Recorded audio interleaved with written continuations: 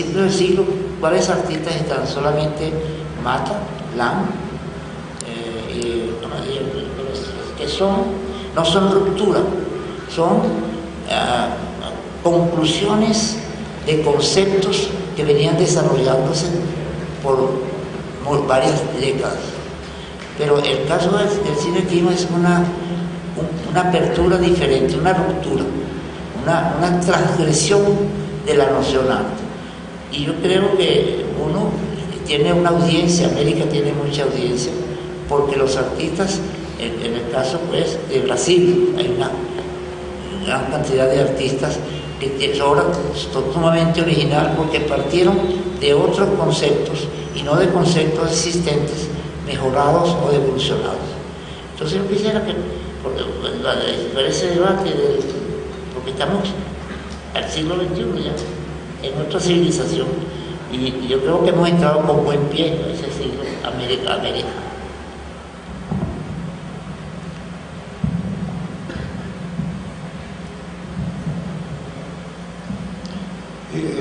Con el respecto al papel de Latinoamérica en el mundo, y sobre todo esa parte atlántica, que es la que ha sonado más, yo me pongo a ver que los intentos de mejorar las condiciones de Latinoamérica han fracasado estruendosamente.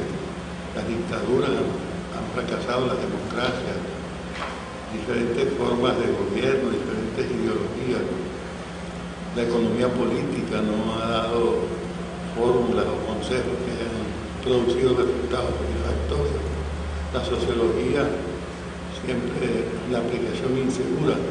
En cambio, lo que sí ha producido Latinoamérica es artistas de diferentes niveles. En todas partes del mundo se conoce la música popular venezolana, increíble, ¿no?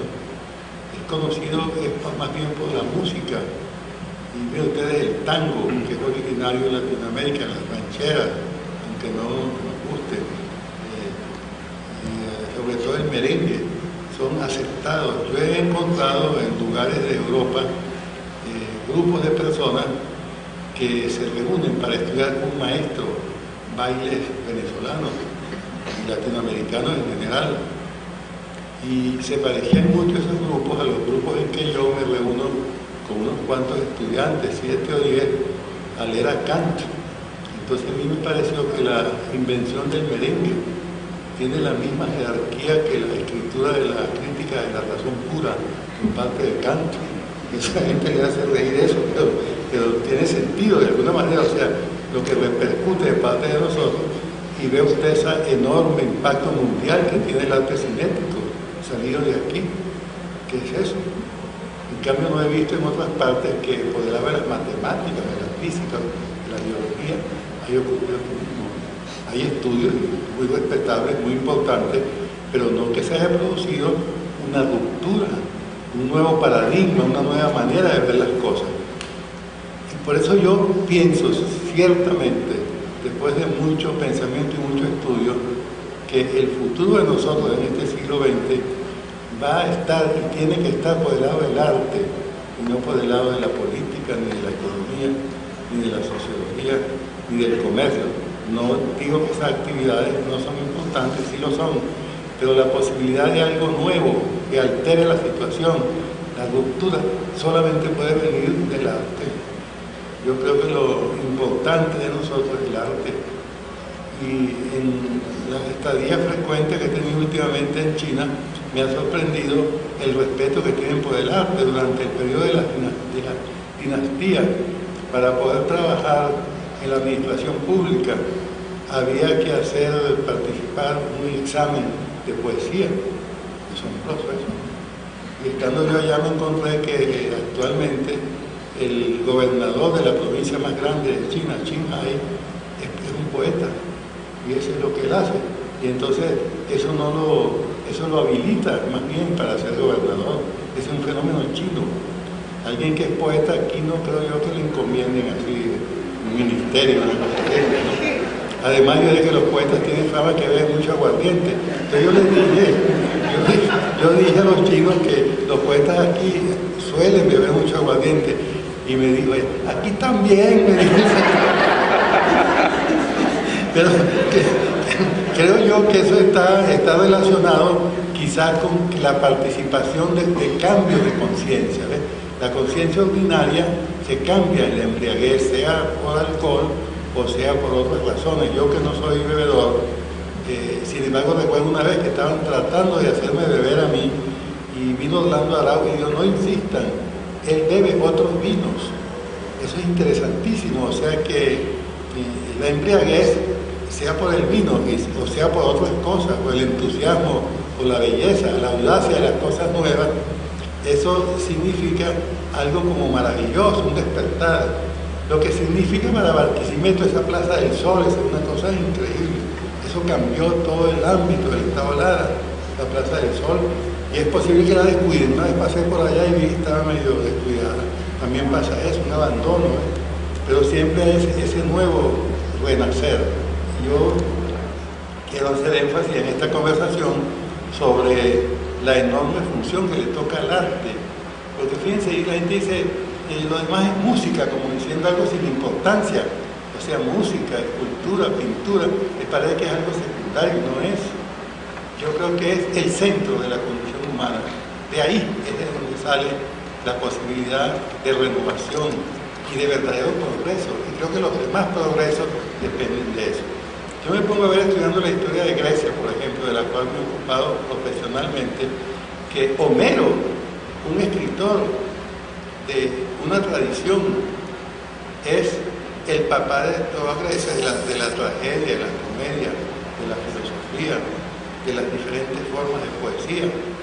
Yo no concibo que pueda haber Italia sin Dante, y toda la cuestión moderna de Europa se fundamenta en que unos pintores de Florencia en el Renacimiento, y son los países que no tienen artistas los que no logran ser libres.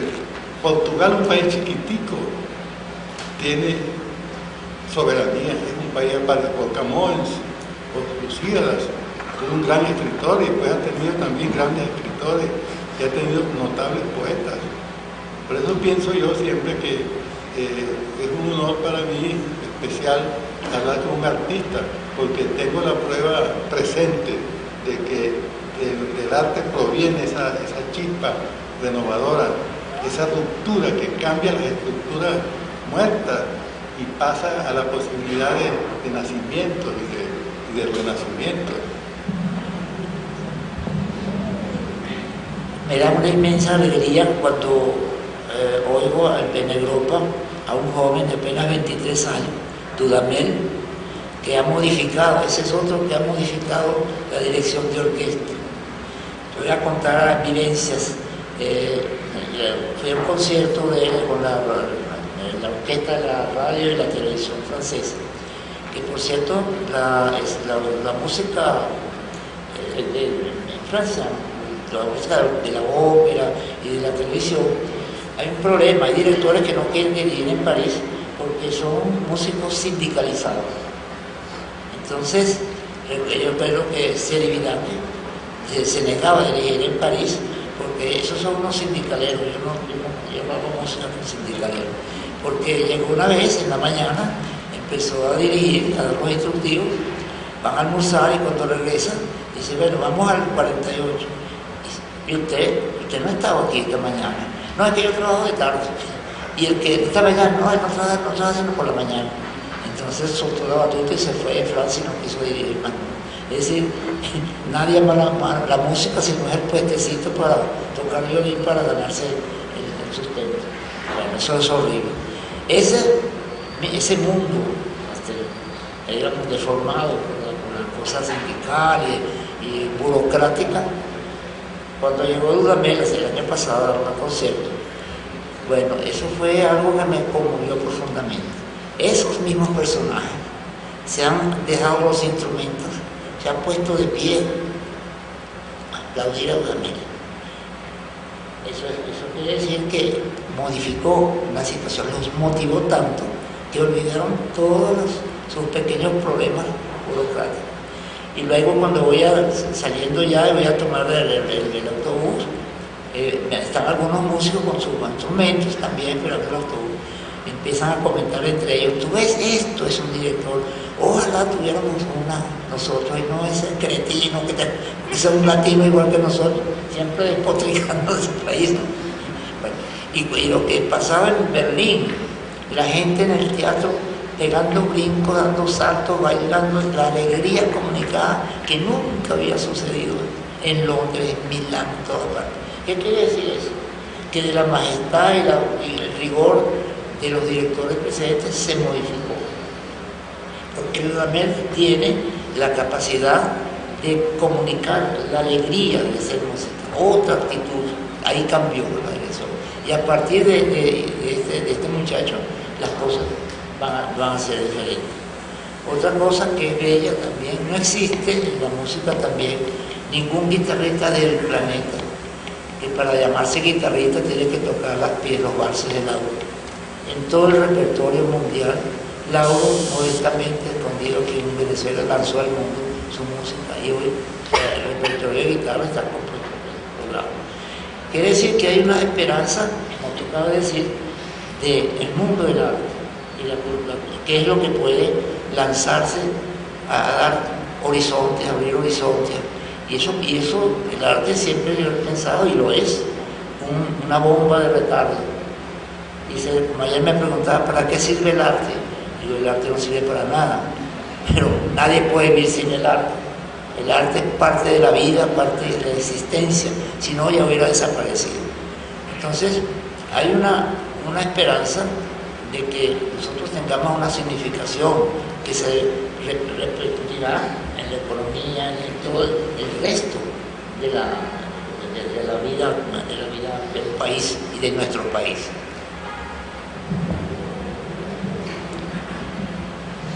Bueno, no cabe duda porque las diferentes formas de cultura, incluso las de arte, tienden a estabilizarse, establecerse, esclerosarse, endurecerse, y dentro del arte mismo siempre surge esa ruptura de buscar formas nuevas.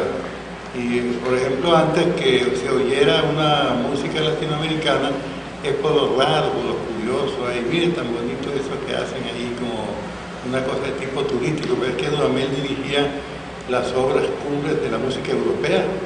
Él impresionó a los europeos tocándole su propia música, alteró una especie de sueño que había ya, que se oían esas cosas así de manera mecánica, y el muchacho, porque es un muchacho, despertó aquella cosa. ¿Y quién le enseñó eso? Claro que él aprendió dirección de orquesta, la parte técnica, pero lo demás le salía del alma y artista que tiene. Yo pienso yo que deberíamos tener una mayor estimación por el arte y por los artistas. Y es cierto que beben aguardiente mucho y caen en otras formas de, no sé cómo decir eso, muchos se vuelven drogadictos también, y hay cierta inmoralidad en su conducta, pero todo eso es parte como de una ruptura con el orden establecido. Y quiere decir una ruptura con la muerte, porque el orden establecido, si dura indefinidamente, equivale a una quietud de cementerio. Entonces ellos reaniman todo eso, lo hacen volver. Y otra cosa, el alma del hombre se secaría sin el arte.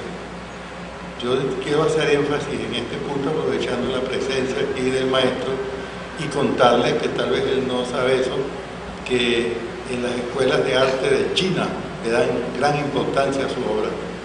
Yo fui testigo de eso y no sabían que era venezolano. Yo fui a varias reuniones que siempre me ha interesado el arte en todas sus manifestaciones, y había una exposición sobre los cambios que China milenaria, con tanta actividad artística durante 40 siglos, ha logrado modernamente, y atribuían ese cambio a unas obras como la del maestro Cruciés, y pasaron por diapositivas, no, ya no usan esto, una cosa llamada videobin. No usan diapositivas, la tecnología, y sí funcionaba.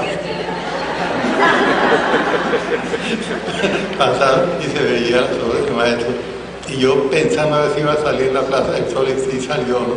O sea que hay un interés grande en el otro lado del mundo, porque ahí donde yo vi eso son las antípodas. La diferencia es de 12 horas. Y el maestro probablemente no ha ido en persona allá a China. No, si el maestro va a China en persona, lo reciben muy especialmente. Basta que haga previamente algunos contactos y hasta lo invitan, le pagan el pasaje, el hotel, le pagan la comida y le dan plata. No, sí, yo creo que yo me esmero por hacer sentir la importancia del arte. Es el despertar del alma. Y esa cosa de que la palabra que usó el maestro, la ruptura, porque puede estabilizarse una forma de arte maravillosa, pero puede quedar como algo muerto. No que no tenga el mismo valor que antes, sí lo tiene, pero pierde esa proyección hacia el movimiento, esa cosa que los europeos, que todos los músicos, lo importante es ganarse el sueldito y los horarios y todo eso, y repetir lo mismo siempre. Y llega un muchacho allí, parece como la gran bestia rubia que decía Nietzsche, aunque él no es rubio, decía, la gran bestia rubia es una idea de Nietzsche de que algo que esté establecido pero muerto, afortunadamente siempre viene alguien y lo destruye. Y en este caso la destrucción ha sido maravillosa, porque ha sido con música, cosa curiosa, con la misma música de los europeos, ¿no? Asombroso eso, ¿ah? Pero una presencia venezolana, pero no la misma que se manifiesta por el lado de lo ya establecido, sino por el lado de algo nuevo que está naciendo. Creo que yo apoyo muy fuertemente esa cosa. Y la visita del maestro debe servirnos también para considerar eso. ¿Qué persona hay en Venezuela no artista que tuviera ese impacto? No hay. Desde el punto de vista de las artes y la ciencia. De modo que es un privilegio que esté aquí el maestro, para mí especialmente, que yo esté hablando con él. De modo que diga cualquier cosa, maestro. Lo que diga también.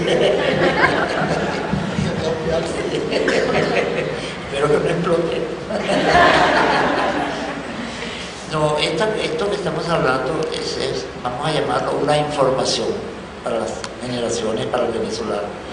Pero no debe ser un regocijo. Y decir, bueno, sí, estamos formando parte de la historia, vamos a hablar así, en todos los niveles.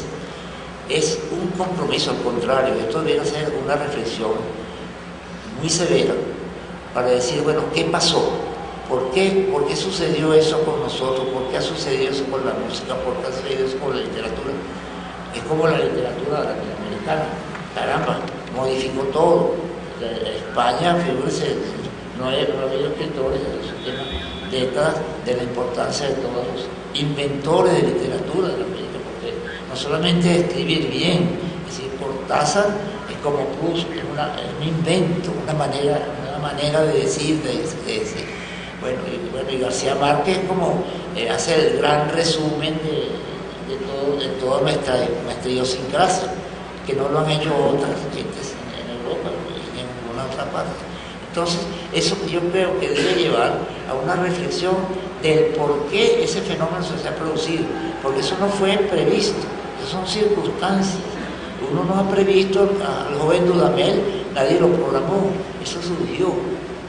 Y dieron las coincidencias, porque hay una cosa muy importante, tú lo sabes bien, no es tener las ideas, hacer las obras, sino estar en el momento justo para hacerlo justo.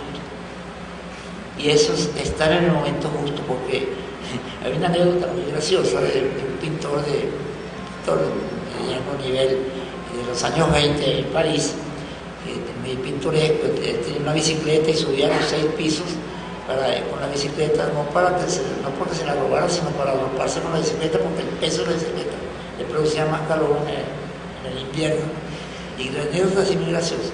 Y él decía que París era un inmenso hangar donde miles de personas pegaban saltos, porque había colgando de una cuerda un bistec. Entonces saltaban y saltaban hasta que uno imagen es interesante porque es verdad, ni saltó después ni saltó antes, saltó justo en el momento en que se pasó. Y es la vida así. Todo el mundo, y mis años me lo han hecho constatar, todo el mundo tiene una oportunidad, todo el mundo tiene la oportunidad. Pero ¿qué sucede hoy? O saltaste antes o saltaste después. Entonces esa es una reflexión que yo creo que tenemos que tener, que es lo que llamaba, que a mí no me gusta la palabra porque tiene connotaciones dudosas, que se llama la identidad nacional. En el arte no hay identidad nacional, el arte es la identidad del hombre. Ahí no hay países, no hay tendencias, no hay ideologías. Como decía esta mañana, todas las religiones, ideologías están basadas sobre millones de cadáveres. La única religión que no tiene ni un solo cadáver en su haber es el arte. ¿Por qué? Porque es el máximo de la espiritualidad, el resumen del ser y el resumen de una sociedad y de un tiempo, de una época. Y por eso lo que ha sucedido en esta época que nos ha permitido estar vivos, han sucedido estos acontecimientos. Y yo estoy muy feliz de haberlo vivido, de haber sido participado. Entonces, para las nuevas generaciones, no es, porque esto puede ser peligroso, no es decir, bueno, vamos a hacer lo que hizo Soto, vamos a hacer lo que hizo Dudamel, o Lauro, o cualquiera, o lo que hizo García Márquez. No. Hay que buscar el por qué eso sucedió. Y de ahí cada quien sacar conclusiones y entonces vendrán, si eso se analiza bien, nuevas rupturas, porque todo pensamiento se academiza y tiene que venir nuevas rupturas para avanzar y abrir nuevos horizontes. Figúrense, alguien me dice, ¿cuál es el porvenir del cinetismo? Y digo, ninguno, porque si el que se ponga a hacer cinetismo está muerto antes de empezar. El que quiera hacer algo tiene que empezar a hacer algo con lo que hoy en día no es arte, no tiene significado ni significante en el arte. Inventar. Ahora, allí es donde está el gran problema, el gran reto, porque nadie enseña a inventar. No hay academia en la universidad que forme inventores. Los inventores son natos, mismo en las cosas industriales, mismos ingenieros que han hecho años no son inventores, los inventos fundamentales lo han hecho. Yo me recuerdo, no sé si tú te recuerdas de eso, el genotipo, ¿sabes? La imprenta. Bueno, habría que hacer las letras para que terminaran de los dos lados iguales. Los ingenieros del genotype nunca dieron pie con bola, hicieron un concurso internacional y se lo ganó un barbero de una solución, y no era mecánico ni tipógrafo, pero encontró la idea. Entonces la invención es innata. Pero el arte tiene el reto de hoy, que no es el mismo del pasado. El pasado era la academia. Tú tenías que, en arte, de transponer la realidad, llevarla a las dos dimensiones y hacerlo lo mejor y lo más verdad, porque ellos hablaban de verdad. Cuando uno ve los retratos que hacía Ingres, tú ves que eso es gente, porque ellos decían que esa gente fuera verdad, no un muñeco, sino verdad. Y tú ves que esa gente habla, parece que fuera a hablar, que fuera a salir del cuadro por la cantidad, carga de verdad que el artista le ponía a eso.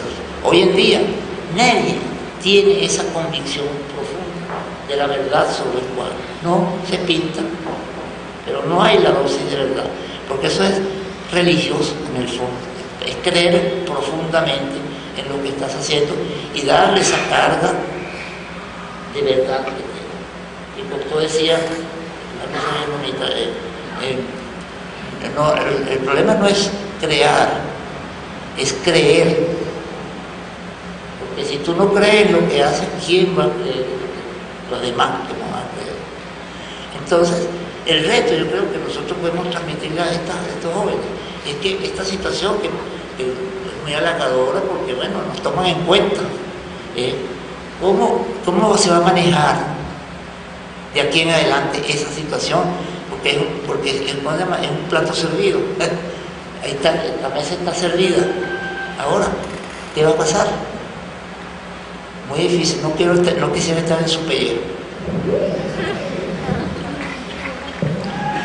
El maestro habló de oportunidad. Eso me recuerda a mí un mito griego antiguo, el mito del alción. El alción es un pájaro, me imagino que no existe ese pájaro en la realidad, pero el mito cuenta de un pájaro que para poder reproducirse tenía que hacer su nido de espinas. Era un nido de espinas sobre el mar Egeo. Y entonces el mar Egeo es un mar muy inquieto, de modo que nunca podría hacer su nido de espinas y que la hembra pudiera allí poner los huevos y empollarlos. Pero había un momento del año, que es cuando Sirio está en la misma dirección con respecto a la Tierra que el Sol. Y entonces ahí, durante unos pocos días, el mar Egeo se tranquiliza. Y es la oportunidad que tiene el alción para hacer su nido rápidamente, que la hembra ponga huevos y que nazcan los pichoncitos y llevárselos inmediatamente, porque el movimiento del mar vuelve a destruir el nido. Y lo hace de espinas porque es lo único que se consigue por ahí para hacer un nido. Es curioso eso. Entonces suele llamarse días alciónicos, los días en que uno siente, y habría que saber sentir eso, que es la buena oportunidad para hacer algo. Eso que él decía, que ni antes ni después. Entonces, en la vida de una persona debe haber años, quizás alciónicos, que pudiera no aprovechar. Y en cada año podría haber días alciónicos, y en cada día podría haber momentos alciónicos. Entonces, ¿cómo reconocer la oportunidad? ¿Cómo saber en qué momento actuar y no actuar antes ni después? Eso que dijo el maestro es un gran desafío. Tendría que haber un estado de alerta. Y cosa curiosa, en la Biblia aparece la misma idea. Dice, velad y orad, porque no sabéis ni el día ni la hora en que se produce la gran revelación, baja Dios, algo así. Pero la idea es que hay momentos diferentes de otros momentos, que todos los momentos no son iguales. Y en la historia de la humanidad se manifiesta eso. Piensen ustedes, el siglo VI a.C., hubo en Grecia los más grandes filósofos que hasta hoy en día gobiernan el pensamiento del mundo occidental: Pitágoras, Heráclito, y de ahí se derivaba Platón, Aristóteles, y de ahí se derivan los filósofos hasta hoy en día. En el mismo momento del siglo VI a.C. vivieron en China Lao Tse y Confucio, que hasta ahora dirigen el pensamiento de esos países. En el mismo momento surgió Buda en la India, y da lugar a esa enorme expansión de una ruptura con las religiones anteriores de la India y del mundo, pudiera decirse, ¿no? Y en Persia hubo Zaratustra, que también lanzó algo nuevo. Pues es curioso que es en el mismo momento. Es como si la humanidad entera también tuviera días alciónicos, digamos, siglos alciónicos. El siglo VI, el siglo V, el siglo IV, esa región por ahí, fueron siglos alciónicos, porque todos los demás vivimos de lo que se produjo ahí. Y fíjense, por ejemplo, esa explosión artística de Florencia en el Renacimiento. Eso es impresionante. Escultores, pintores y escritores. Es la época de Dante también. ¿Y por qué? ¿Por qué justamente en ese momento? No se sabe. Dice, no sabéis ni el día ni la hora, dice la Biblia. Pero habría como un estado de alerta y uno podía sentir que las condiciones están dadas, no necesariamente exteriores, comunidad, dinero, sino condiciones internas. Uno siente que algo se está dando en ese momento. Piénsense un tipo de enseñanza que no se da nunca, y el maestro lo dio hoy. Eso es la oportunidad. Y los países enteros tienen oportunidades también, y pudieran perderlas. Pudieran perderlas. Y la han perdido. Y entonces uno se da cuenta de una familia, una cosa, y puede ser en la juventud, puede ser en la vejez, que a una persona se le produzca aquello. Mira, a Dudamel se le produjo eso a muchachitos. Hay en cambio artistas que es a los 60 años cuando han empezado a producir fuertemente. y pensadores que sus grandes ideas las han tenido desde niños o solamente las han tenido viejos y han podido alterar las condiciones del pensamiento universal. Me gustó mucho que el maestro hiciera referencia a eso porque estamos hablando aquí ante jóvenes y entonces, ¿qué le podemos decir? Pues lo que hemos aprendido y visto en nuestra larga vida. Tú dijiste una palabra importante, alerta. Yo creo que esa es la consigna. Hay que estar alerta. Porque estando alerta, ese momento puede detectarse. Y yo creo que si ustedes son artistas, profesionales del mundo de la cultura, pues hay que estar alerta porque están pasando tantas cosas. Estamos en una nueva civilización. Nadie quiere aceptarlo, pero ya estamos en una civilización. Ya lo que estamos viviendo no lo viví yo, ni lo viviste tú hace 30 años, 40 años, es imposible. Por un ejemplo, ¿no?, de cualquiera puede ser la telefonía. Todo el mundo se comunica instantáneamente. Las noticias no duran ni 3 minutos de que ha sucedido algo en cualquier parte, ya lo sabemos. Cuando yo estudié en la Escuela de Artes Plásticas, los libros que me llegaban tenían 4 años de retardo. Las ideas, la información que me llegaba de una exposición de Picasso ya había pasado hacía 2 años, 3 años. Entonces, eso es lo que nos lleva a nosotros. Mi generación se va a Alejandro, se va a Pascual Navarro, Mateo Manaure de Soto, se van a Europa en busca de información, la sed de información. Y yo me quedé aquí, estaba suscrito a todas las revistas europeas, americanas, porque tenía esa necesidad de saber qué estaban haciendo los otros. Entonces, hoy en día eso ya es instantáneo, pero también hay cosas que son nuevas. Yo tengo una exposición que se llama De lo participativo a lo interactivo, porque yo empecé en el año 54 a hacer cosas manipulables. Entonces ahora los jóvenes dicen, eso es interactivo. Y bueno, si tú quieres, vamos a llamarlo así, interactivo. Entonces es una exposición que ha estado en Brasil, en Inglaterra, en Argentina, en muchos sitios. Y eso va por internet. Ahí no hay ni cuadros, ni embalajes, ni aduanas, nada. Todo eso va por una data, con los planos, porque es una gran exposición que se adapta a grandes espacios, a medianos espacios. Me mandan por internet el plano del sitio, yo le diseño la exposición, va allí, se hace en el sitio, y como una exposición es como un concierto. ¿Qué es lo que queda en una exposición? El recuerdo, la vivencia y un catálogo. Bueno, al terminar la exposición todo se destruye. Y no ha pasado nada, ha quedado el recuerdo y la información de esa exposición quedó en el espíritu de la gente y respaldada por un catálogo. Eso nunca hubiera sido posible en el pasado. Y podemos enumerar cantidades de situaciones. Yo estoy en París y yo tengo mi taller en Caracas también. Y tengo una cámara donde yo hablo permanentemente con el taller de Caracas.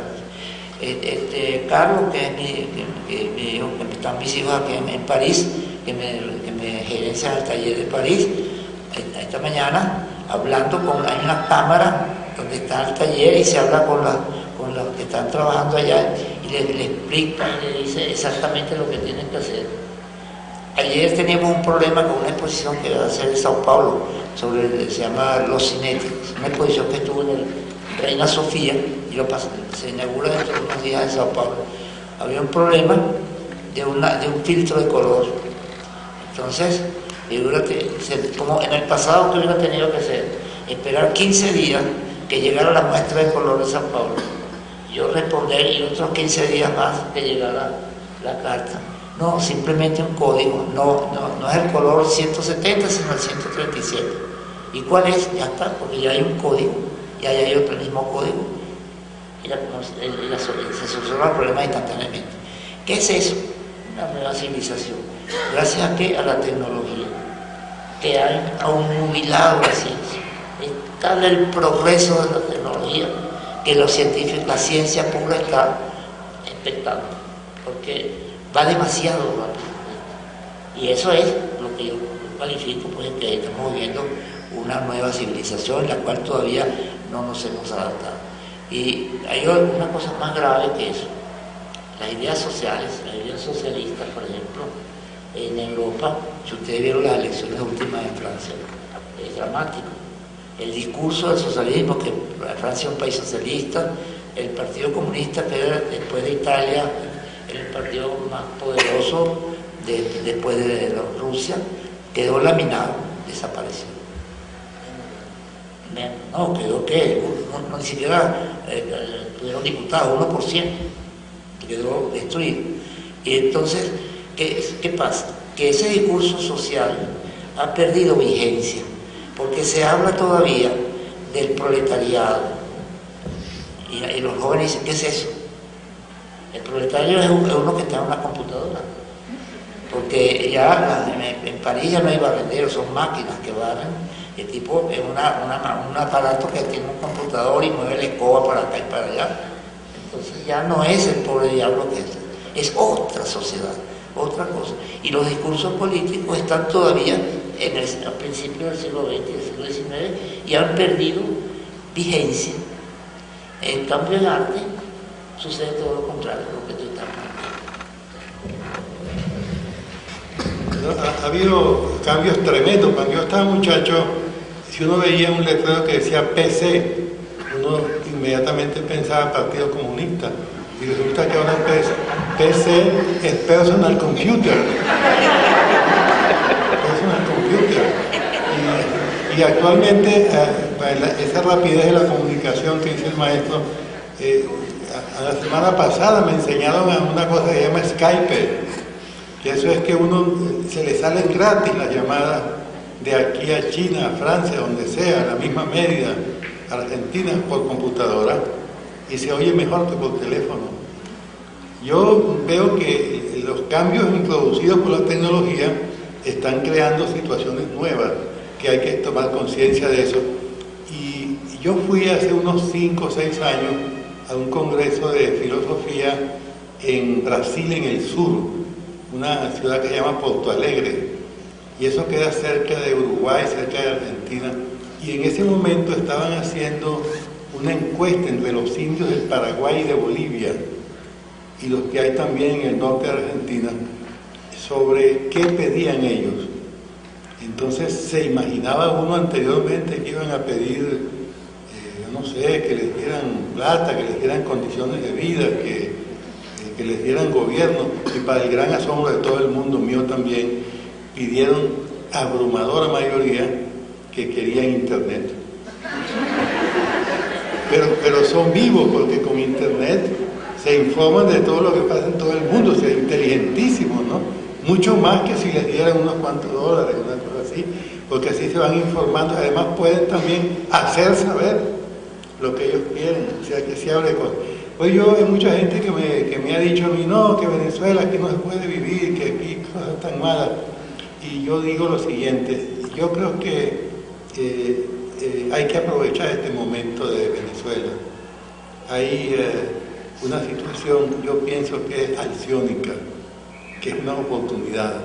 Aquí es momento en que es necesario crear y creer, que es necesario creer en lo que uno hace. Y entonces con esas cosas heterogéneas que están continuamente ante nosotros, ¿qué hago yo con eso? Tendría que tomar conciencia de esas cosas y ver qué sale de mí, de lo más profundo de mí, con respecto a eso. Como son muchachos y muchachas los que están aquí, me parece a mí bien estimularlos a la creencia en sí mismo, y de ahí surge también la creatividad, y a tener la audacia de hacer y de decir lo que sienten y piensen.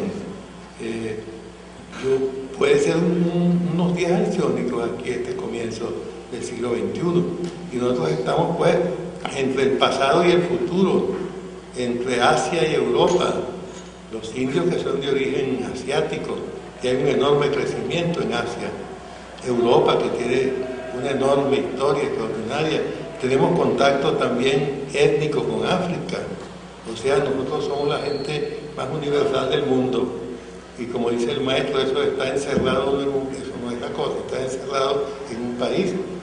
El hombre es habitante del planeta, es un terrícola, antes de ser cualquier pertenecer a cualquier localidad, y esa cosa está estimulada tremendamente por los adelantos de la tecnología de las comunicaciones. Fíjense, yo tengo una enorme biblioteca que he reunido toda mi vida porque he sido gran lector.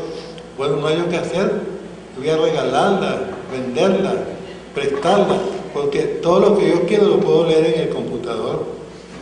Todos los libros que tengo están ya en el computador. Yo fui aquí y vi a un profesor, mire que lleve sus libros para que los conozcan en China. Y resulta que llego allá a la universidad y cuando vieron que era de Venezuela, buscaron en internet el nombre mío, Briceño Guerrero y Manuel Brigue, que es otro que yo uso, se informaron de todo, leyeron una cantidad de libros y llegaron a conclusiones que a mí no me gustaron mucho, me sorprendieron. Yo me he sentido siempre que yo soy un filósofo, entonces no, llegaron a la conclusión de que yo no soy filósofo, sino poeta. Entonces,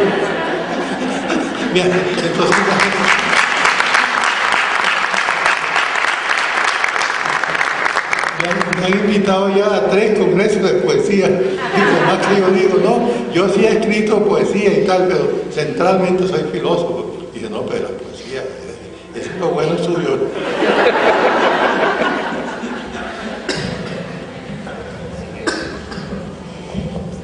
Bueno, yo creo que es un momento acciónico, esa es la palabra.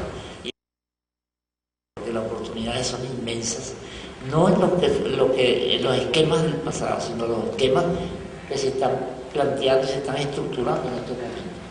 Y hay mucha gente que está contra la globalización, algo que es irreversible, eso es irreversible. Pero él constatado en Europa que la gente piensa que al volverse global, las grandes potencias van a poder ser el planeta como el gran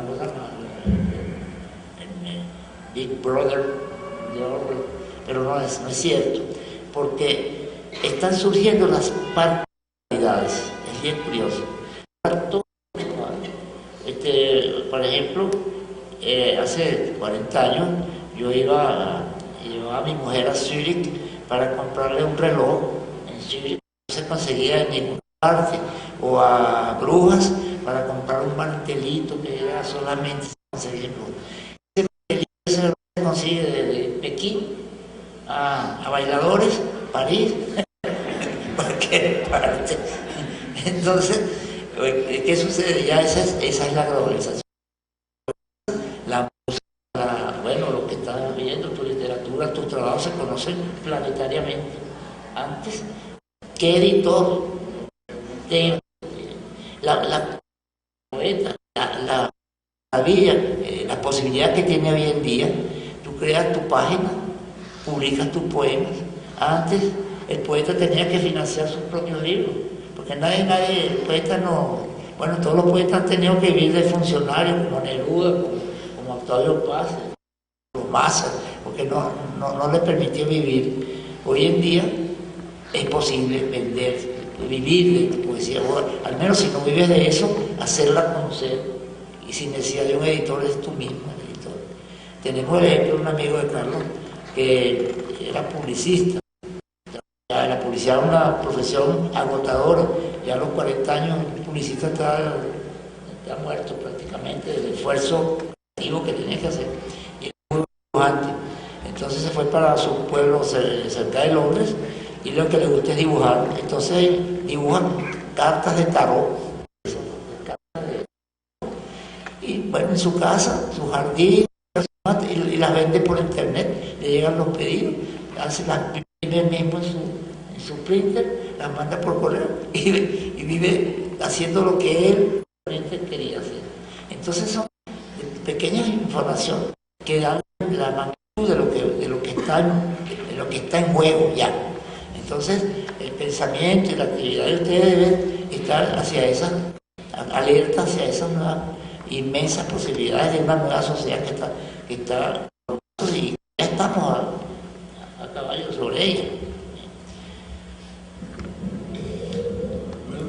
Fíjense que inicialmente se trataba de que yo tenía una conversación privada con él y ustedes asistían a eso, pero resulta que la presencia Ustedes han modificado lo que hubiéramos hablado si hubiéramos estado solos, porque entonces se nos despertó una cosa como paternal, ¿no?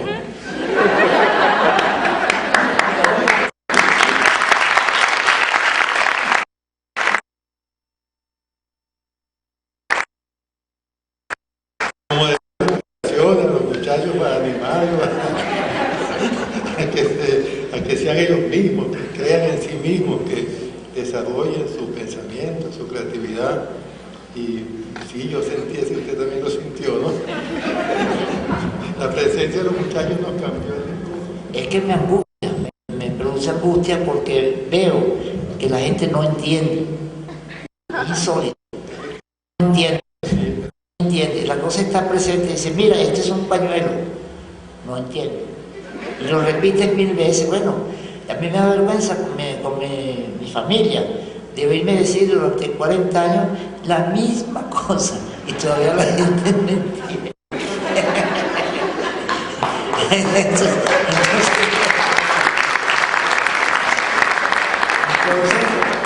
yo creo que hay que alertar para que se den cuenta que está pasando algo, otra cosa. Y yo he llegado al país y la gente estaba como, digamos, encajonada en una sola cosa. Yo creo que es la política que tiene a la gente sin reflexión, una sola idea fija. No, están perdiendo las oportunidades de pensar y de conseguir su propia oportunidad de crecer y de hacer. Nunca he querido ser así esa actitud paternalista, pero es que con esto aquí no queda más remedio. Bueno. Podemos ya ir terminando ya esta conversación, bueno, interrumpiéndola, porque este tipo de conversación es interminable, pero sí quedaría esa idea de que hay que desviar de lo que llama la atención primariamente, de esas peleitas políticas, por ejemplo, y ir más allá, ver más a los lados, ver las demás cosas y sentir que es una época sumamente interesante para Venezuela y para cada uno de nosotros. Unos días ansiónicos, ahí puede uno hacer su nido sobre el mar de las inquietudes y generar algo que dé cuenta de que no pasamos por el mundo sin pena ni gloria, sino que dejamos una huella positiva.